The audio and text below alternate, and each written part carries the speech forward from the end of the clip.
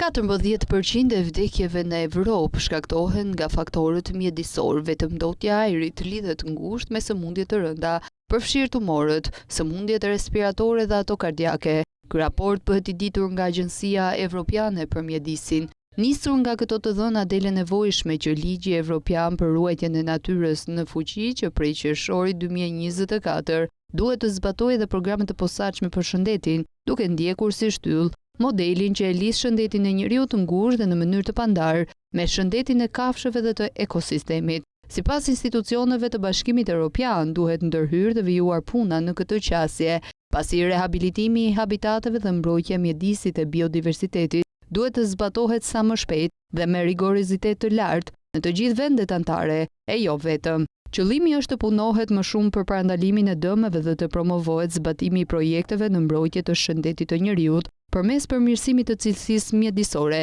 stilit të jetesës dhe diagnozave më të shpejta e më të hershme për sëmundje të rënda. Pra, kërkimet shkencore dhe përparimet në të gjithë fushat na rikujtojnë se njeriu ka lindur në natyrë dhe si i tillë është thellësisht i lidhur edhe i ndërvarur prej saj dhe prej kafshëve për të patur një jetë sa më të shëndetshme.